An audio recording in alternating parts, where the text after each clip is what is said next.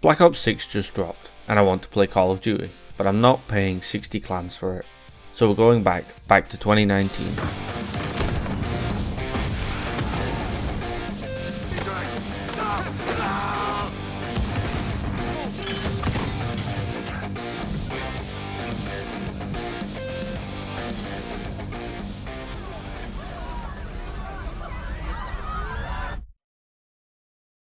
Released on the 25th of October 2019, Modern Warfare served as a reboot to the series, and in my opinion has a really strange platinum trophy. Now usually there's a bunch of Spec Ops trophies or Zombies trophies depending on what game you're playing, and almost always there are multiplayer trophies to grind. But this game has none of that. With that done, we select the veteran difficulty to avoid missing out on the trophy and start our platinum trophy hunt. The first mission, Fog of War, has us in stealth navigating through a depot full of mercenaries. Well, so I thought given the suppressors, but after taking out some unsuspecting guards and scoping out the depot, we radio in and drop what I assume is white phosphorus onto the enemies, starting our assault of the depot. You saw in the intro, but my god, the graphics in this game look very good. Anyway, we push through the depot, which is essentially just a tutorial for the game's mechanics, but you know how COD works, I know how it works, everybody knows how it works. I managed to die twice here, getting used to the difficulty, bringing our total deaths for the game up to 2 so far. But we managed to clear the depot and find the chemical we had been searching for. Never mind, just like the mercenaries, we were caught off guard and ambushed and had the gas stolen from us again, bringing an end to the first of 14 missions. We're jumping over to London next for mission 2. Tasked with stopping a terrorist attack, we're unable to detain the suspects and the van blows up. Terrorists flood the streets killing civilians and we must take them down. As we work our way through the streets, I'm able to scavenge a gun to use as I'm poorly equipped for the job. I was quite glad to see this, well not literally, but I mean COD going back to controversial things like this. It doesn't hold a candle to a certain mission from Modern Warfare 2, but it did remind me of it at least. Eventually, while clearing some debris, backup arrives, in the form of a fan favourite Captain Price. We find a group of detained civilians and one has a bomb vest strapped to him. Unable to save him, Price throws him overboard to protect everyone else.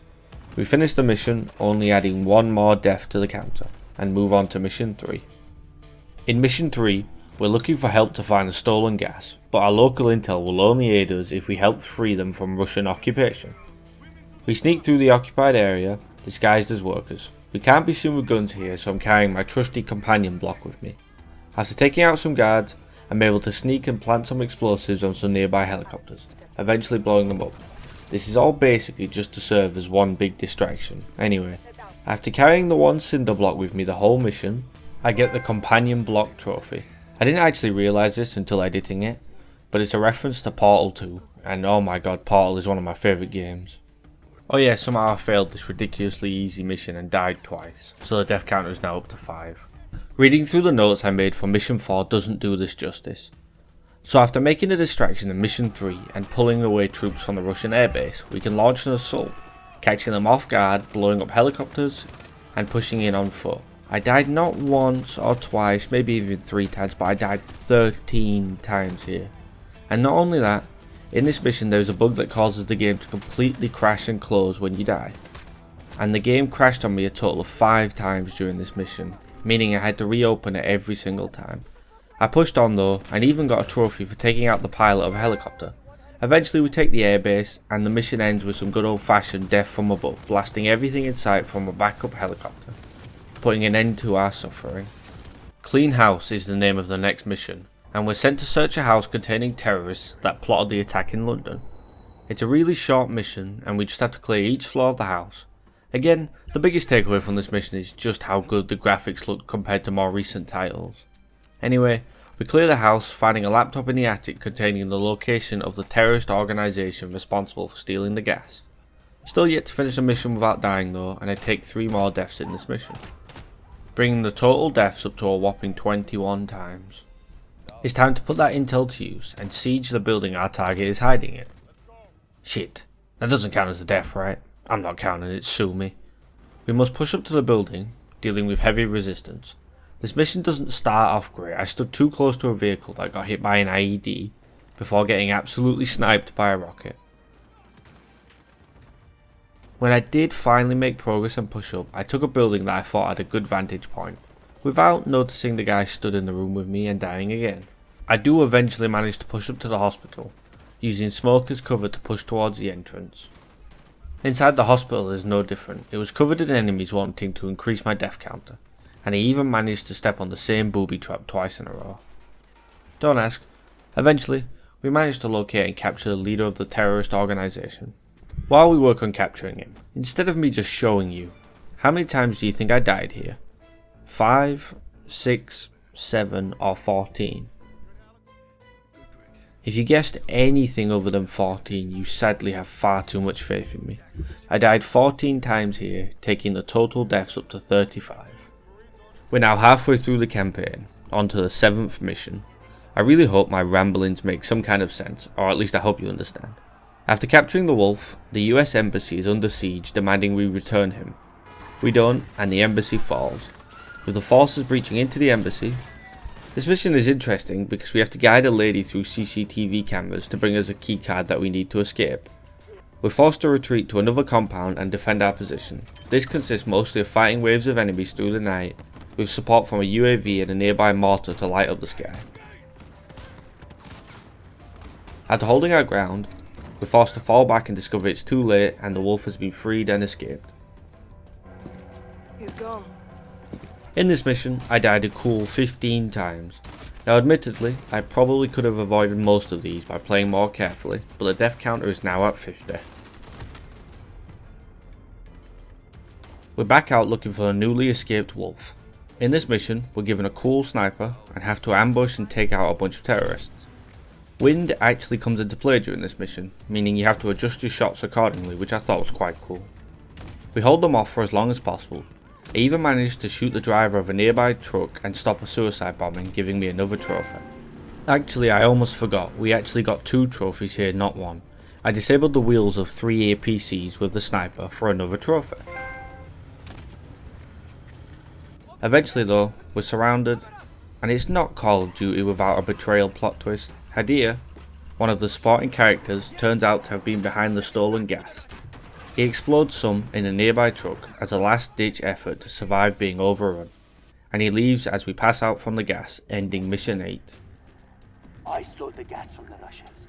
This mission wasn't without problem though. I died 5 times and the game crashed in 4 of those deaths.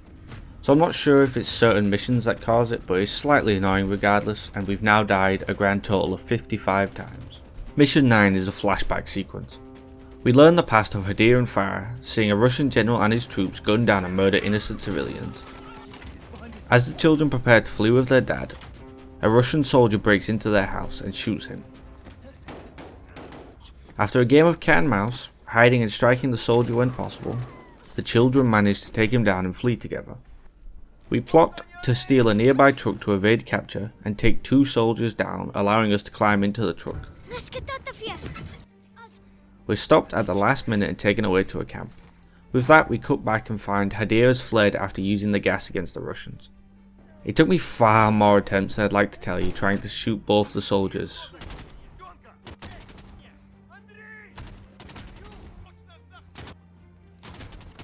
And I died a total of 13 times in this mission. Thankfully, there were no more crashes though, and everything seemed to run smoothly. Mission 10. We're searching for Hadir after what he'd done. A local tells us that they're hiding in nearby tunnels. An explosion separates us from most of the team, leaving us unable to communicate with them by radio. We have to fight through soldiers in the tunnels looking for Hadir and the wolf.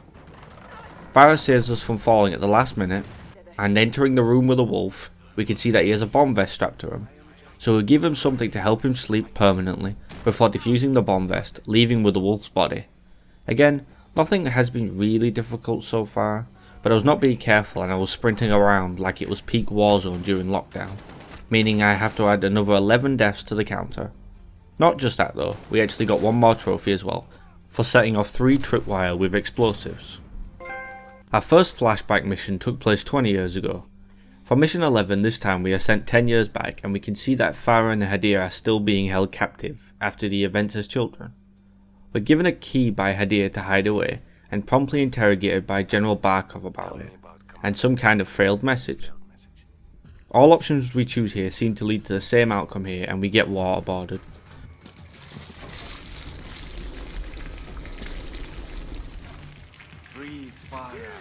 We promptly saved as Barkov has to flee from an oncoming attack, and we're able to use this as a distraction to launch an escape. Turns out, conveniently, the key we stole and were hiding was for a locker full of weapons, and we used these to aid our escape. As we push through the prison and out into the open, we come under fire by an enemy sniper, meaning we have to push on and take him out to progress. Now though, I have got plot armor, so I was able to do this no problem. Alright, you get the point. I died 5 times during this mission, but we're able to take out the sniper. We push on and are promptly ambushed by some soldiers.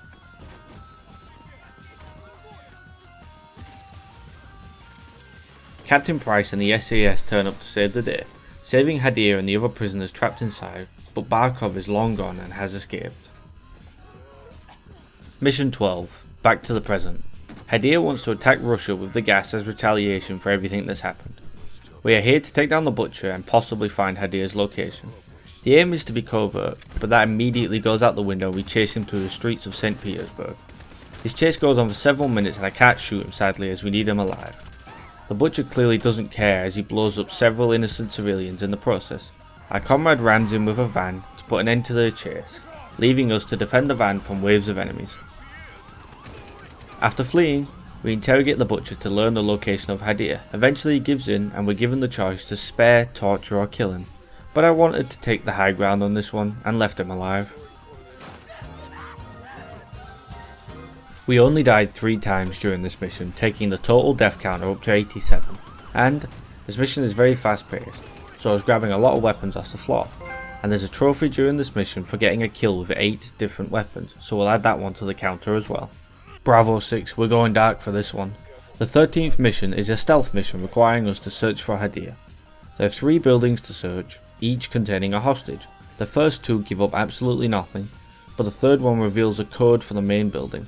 After using the code, the door reveals Hadir, and we take him captive. Not only that, there is information here too on a factory that makes the gas they've been using. As we prepare to evac, forces arrive and we come under fire from an attack helicopter. We narrowly escape and Hadir is restrained and escorted away. Things went mostly smooth sailing and I only died 3 times during this mission since it's almost entirely stealth based. That leaves us with a grand total of 90 deaths going into the final mission. Will I finish the game under 100 deaths? Not even close. I died a record high of 21 times during the final mission. The final mission sees us storm the factory that makes the gas. First we must push through the hills with the help of a drone and an APC. Never mind, forget about the APC. We have to push through what felt like never-ending waves of Barkov's army, but we keep snapping necks and cashing checks and we push on, eventually reaching the factory doors. Inside we have to continue fighting waves of Barkov's army, pushing further and further into the factory.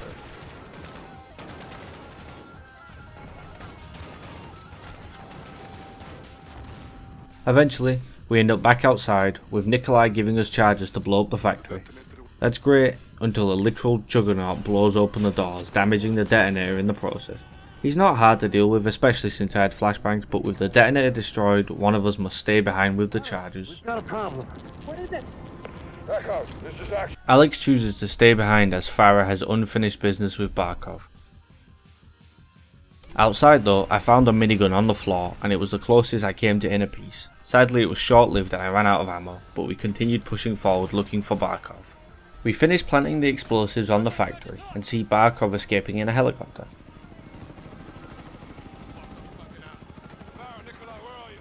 But wait, Farah is hiding in the helicopter waiting for him, and after a slight disagreement, Farah puts more holes in him than SpongeBob and removes him from the helicopter, bringing an end to the Modern Warfare story and giving me 2 trophies for completing the game on veteran difficulty. Give me what I need. Now if you're standing up you might need to be seated for the shocking information. This is a trophy hunting video and we still have a lot of trophies to go. But they're all extremely simple, so I went on to the lowest difficulty and absolutely cruised through the remaining trophies.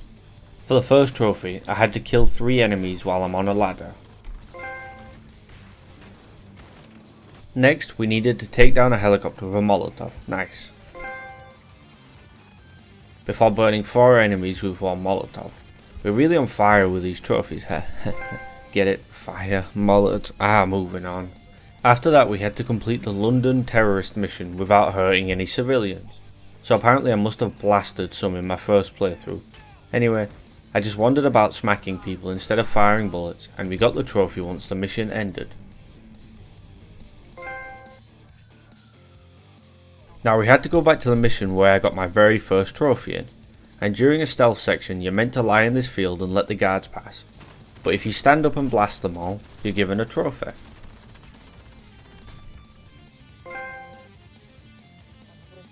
Probably my favourite trophy now, just because it's goofy. In the hospital mission from earlier, you're given smoke grenades, and if you bounce one off an injured terrorist, it will kill him and unlock a trophy for doing so. Now, going back to the very first mission, I had to clear out the machine gun nest using a frag grenade. Yeah, pretty simple, pull the pin, wait for it to blow up and get my trophy. Up next we went back to the clean house mission, and at the risk of breaking the fourth wall, well, we've been here before.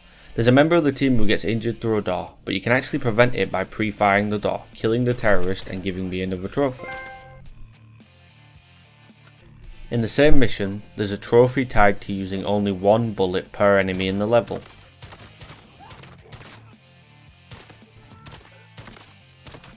And once I got to the attic and killed the last enemy, the trophy popped. Back to the London mission again. For the trophy circus tour, I needed to kill at least one enemy in specific parts of the map. One in the first subway, one in the Oral Chic, one in the second subway, and finally one enemy in the reading place. Doing this got me the next trophy. In one of the missions, Captain Price gives us one of them laser pointers you'd take to school as a child, only this one controls drone strikes, and I need to hit 4 trucks with just 4 drone strikes in order to get a trophy. Thankfully they didn't know I was prime Steph Curry on the sticks though, and we got this trophy no problem.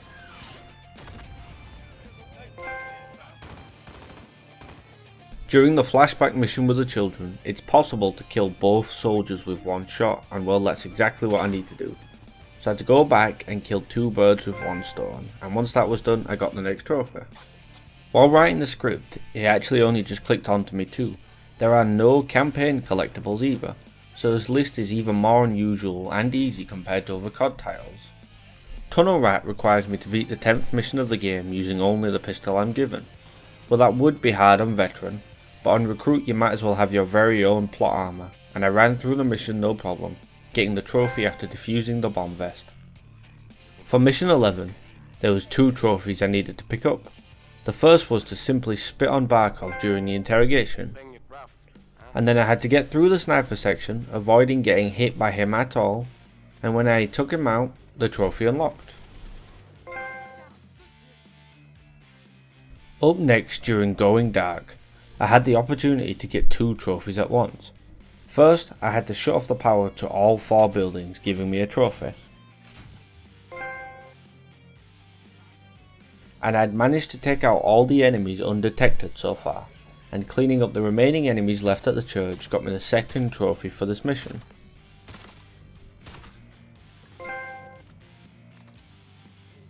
One last trophy stands between me and the platinum trophy for Modern Warfare. For the last trophy, I need to make it to Barkov's factory door using only drone strikes. Again, we're on the lowest difficulty for the cleanup, so it's pretty much a casual walk up to his factory compared to what it was like the first time. And with that done, I get the very last trophy and unlock the platinum trophy for Modern Warfare. You know what? This was strange. No annoying grind, no collectibles, no online trophies, and I paid a solid £5 for this game, or about $6. So I really can't complain. I enjoyed it, and I hope you enjoyed it too. Thank you for watching.